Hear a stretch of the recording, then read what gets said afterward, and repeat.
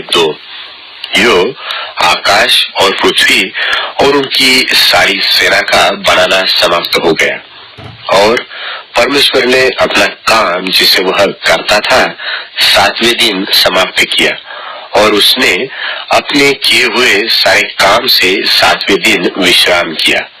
और परमेश्वर ने 7वें दिन को आशीष दी और पवित्र ठहराया, क्योंकि उसमें उसने अपनी सृष्टि की रचना के सारे काम से विश्राम लिया।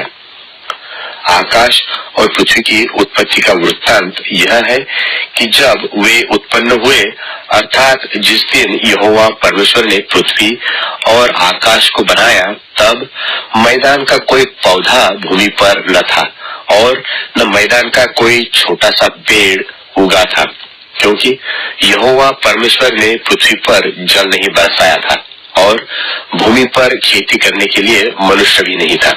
तो भी कुहरा पृथ्वी से उठता था, जिससे सारी भूमि सींच जाती थी।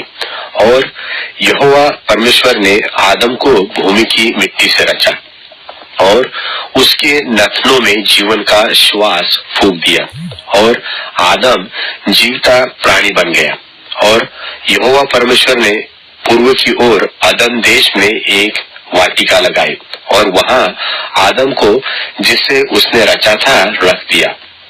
और यहोवा परमेश्वर ने भूमि से सब भांति भांति के वृक्ष जो देखने में मनोहर और जिनके फल खाने में अच्छे हैं उगाए और वाटिका के बीच में जीवन के वृक्ष को और भले या बुरे के ज्ञान के वृक्ष को भी लगाया। और उस वाटिका को सींचने के लिए एक महानदी अदन से निकली और वहां से आगे बहकर 4 धारा में हो गई। पहली धारा का नाम पिशोन है। यह वही है जो हवीला नाम के सारे देश को, जहां सोना मिलता है, घेरे हुए है।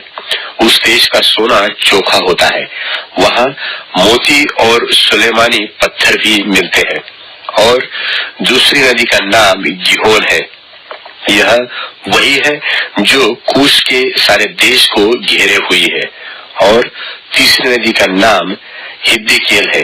यह वही है जो अश्शूर के पूर्व की ओर बहती है। और चौथी नदी का नाम फरात है। जब यहोवा परमेश्वर ने आदम को लेकर अदन की वाटिका में रख दिया कि वह उसमें काम करे और उसकी रक्षा करे, तब यहोवा परमेश्वर ने आदम को यह आज्ञा दी कि तू वाटिका के सब वृक्षों का फल बिना खटके खा सकता है, पर भले या बुरे के ज्ञान का जो वृक्ष है उसका फल तू कभी न खाना, क्योंकि जिस दिन तू उसका फल खाए उसी दिन अवश्य मर जाएगा। फिर यहोवा परमेश्वर ने कहा, आदम का अकेला रहना अच्छा नहीं, मैं उसके लिए एक ऐसा सहायक बनाऊंगा जो उससे मेल खाए। और यहोवा परमेश्वर भूमि में से सब जाति के बनेल पशुओं और आकाश के सब भांति भांति के पक्षियों को रचकर आदम के पास ले आया कि देखे कि वह उनका क्या क्या नाम रखता है। और जिस जिस जीवित प्राणी का जो जो नाम आदम ने रखा, वही उसका नाम हो गया। सो आदम ने सब जाति के घरेलू पशुओं और आकाश के पक्षियों और सब जाति के बनेल पशुओं के नाम रखे, परंतु आदम के लिए कोई ऐसा सहायक न मिला जो उससे मेल खा सके।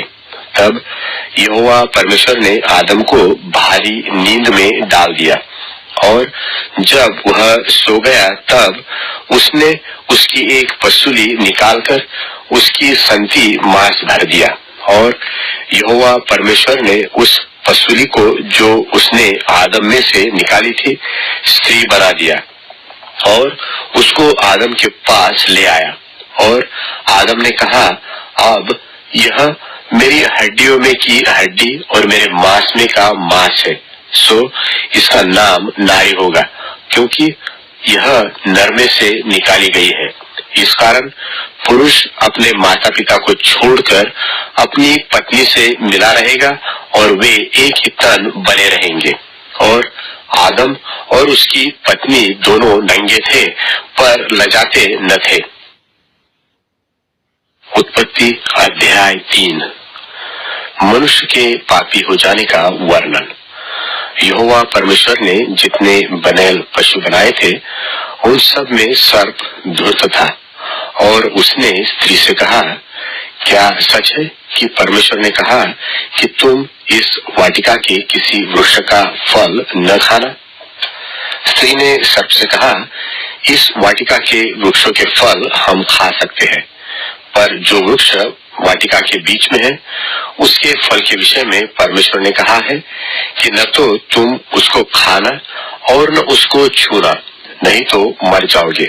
तब सर्प ने स्त्री से कहा, तुम निश्चय न मरोगे, वरन परमेश्वर आप जानता है कि जिस दिन तुम उसका फल खाओगे उसी दिन तुम्हारी आंखें खुल जाएगी और तुम भले बुरे का ज्ञान पाकर परमेश्वर के तुल्य हो जाओगे। सो जब स्त्री ने देखा कि उस वृक्ष का फल खाने में अच्छा और देखने में मनभाव और बुद्धि देने के लिए चाहने योग्य है, तब उसने उसमें से तोड़कर खाया और अपने पति को भी दिया और उसने भी खाया। तब उन दोनों की आंखें खुल गई और उनको मालूम हुआ कि वे नंगे हैं। सो उन्होंने अंजीर के पत्ते जोड़ जोड़ कर लंगोट बना लिए। तब यहोवा परमेश्वर जो दिन के ठंडे समय वाटिका में फिरता था उसका शब्द उनको सुनाई दिया। तब आदम और उसकी पत्नी वाटिका के वृक्षों के बीच यहोवा परमेश्वर से छिप गए। तब यहोवा परमेश्वर ने पुकार कर आदम से पूछा, तू कहाँ है? उसने कहा, मैं तेरा शब्द बारी में सुनकर डर गया, क्योंकि मैं नंगा था इसलिए छिप गया। उसने कहा, किसने तुझे चिताया कि तू नंगा है? जिस वृक्ष का फल खाने को मैंने तुझे वर्जा था, क्या तूने उसका फल खाया है? आदम ने कहा, जिस स्त्री को तूने मेरे संग रहने को दिया है उसी ने उस वृक्ष का फल मुझे दिया और मैंने खाया। तब यहोवा परमेश्वर ने स्त्री से कहा, तूने यह क्या किया है? स्त्री ने कहा, सर्प ने मुझे बहका दिया तब मैंने खाया। तब यहोवा परमेश्वर ने सर्प से कहा, तूने जो किया यह किया है इसलिए तू सब घरेलू पशुओं और सब बनेल पशुओं से अधिक शापित है। तू पेट के बल चला करेगा और जीवन भर मिट्टी चाटता रहेगा। और मैं तेरे और इस स्त्री के बीच में और तेरे वंश और इसके वंश के बीच में बैर उत्पन्न करूंगा। वह तेरे सिर को कुचल डालेगा और तू उसकी एड़ी को डसेगा। फिर स्त्री से उसने कहा, मैं तेरी पीड़ा और तेरे गर्भवती होने के दुख को बहुत बढ़ाऊंगा। तू पीड़ित होकर बालक उत्पन्न करेगी और तेरी लालसा तेरे पति की ओर होगी और वह तुझ पर प्रभुता करेगा। और आदम से उसने कहा, तूने जो अपनी पत्नी की बात सुनी और जिस वृक्ष के फल के विषय में मैंने तुझे आज्ञा दी थी कि तू उसे न खाना, उसको तूने खाया है, इसलिए भूमि तेरे कारण शापित है। तू उसकी उपज जीवन भर दुख के साथ खाया करेगा और वह तेरे लिए कांटे और ऊंट कटारे उगाएगी और तू खेत की उपज खाएगा और अपने माथे के पसीने की रोटी खाया करेगा और अंत में मिट्टी में मिल जाएगा, क्योंकि तू उसी में से निकाला गया है। तू मिट्टी तो है और मिट्टी ही में फिर मिल जाएगा। और आदम ने अपनी पत्नी का नाम हव्वा रखा, क्योंकि जितने मनुष्य जीवित है उन सबकी आदि माता वही हुई। और यहोवा परमेश्वर ने आदम और उसकी पत्नी के लिए चमड़े के अंगरखे बनवाकर उनको पहना दिए। फिर यहोवा परमेश्वर ने कहा, मनुष्य भले बुरे का ज्ञान पाकर हम में से एक के समान हो गया है, इसलिए अब ऐसा न हो कि वह हाथ बढ़ाकर जीवन के वृक्ष का फल भी तोड़ के खा ले और सदा जीवित रहे। तब यहोवा परमेश्वर ने उसको आदम की वाटिका में से निकाल दिया कि वह उस भूमि पर खेती करे जिसमें से वह बनाया गया था। इसलिए आदम को उसने निकाल दिया और जीवन के वृक्ष के मार्ग का पहरा देने के लिए अदन की वाटिका में पूर्व की ओर करूबों और चारों ओर घूमने वाली ज्वालामय तलवार को भी नियुक्त कर दिया। उत्पत्ति अध्याय 4। आदम के पुत्रों का वर्णन। जब आदम अपनी पत्नी हवा के पास गया तब उसने गर्भवती होकर कैन को जन्म दिया और कहा, मैंने यहोवा की सहायता से एक पुरुष पाया है। फिर वह उसके भाई हाबिल को भी जन्मी और हाबिल तो भेड़ बकरियों का चरवाहा बन गया, परंतु कैन भूमि की खेती करने वाला किसान बन गया। कुछ दिनों के पश्चात कैन यहोवा के पास भूमि की उपज में से कुछ भेंट ले आया और हाबिल भी अपनी भेड़ बकरियों के कई एक पहलौठे बच्चे भेंट चढ़ाने के लिए ले आया और उनकी चर्बी भेंट चढ़ाई। तब यहोवा ने हाबिल और उसकी भेंट को तो ग्रहण किया, परंतु कैन और उसकी भेंट को उसने ग्रहण न किया। तब कैन अति क्रोधित हुआ और उसके मुंह पर उदासी छा गई। तब यहोवा ने कैन से कहा, तू क्यों क्रोधित हुआ और तेरे मुंह पर उदासी क्यों छा गई है? यदि तू भला करे तो क्या तेरी भेंट ग्रहण न की जाएगी, और यदि तू भला न करे तो पाप द्वार पर छिपा रहता है और उसकी लालसा तेरी ओर होगी और तू उस पर प्रभुता करेगा। तब कैन ने अपने भाई हाबिल से कुछ कहा और जब वे मैदान में थे तब कैन ने अपने भाई हाबिल पर चढ़कर उसे घात किया। तब यहोवा ने कैन से पूछा, तेरा भाई हाबिल कहाँ है?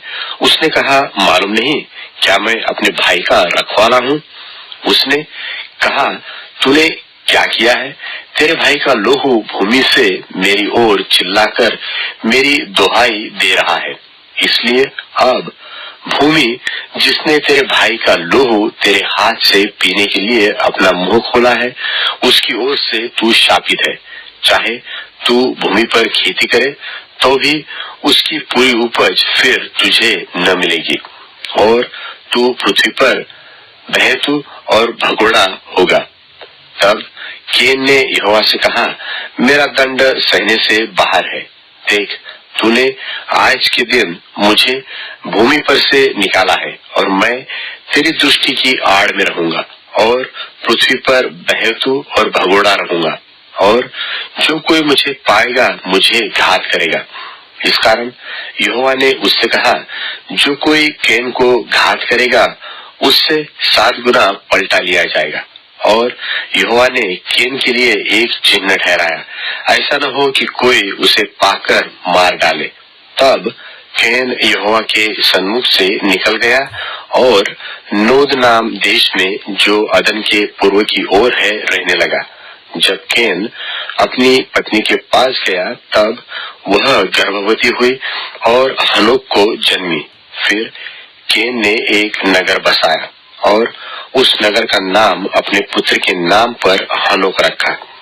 और हनोक से इराद उत्पन्न हुआ और इराद ने महुयाएल को जन्म दिया और महुयाएल ने मतुशायल को और मतुशायल ने लेमेक को जन्म दिया। और लेमेक ने 2 स्त्रियां ब्याह ली, जिनमें से एक का नाम आदा और दूसरी का सिल्ला है, और आदा ने याबाल को जन्म दिया। तब तंबुओं में रहना और जानवरों का पालन, इन दोनों रीतियों का वह उत्पादक हुआ। और उसके भाई का नाम युबाल है। वह वीणा और बांसुरी आदि बाजों के बजाने की सारी रीति का उत्पादक हुआ। और सिल्ला ने भी तुबल के नाम एक पुत्र को जन्म दिया। वह पीतल और लोहे के सब धार वाले हथियारों का गढ़ने वाला हुआ।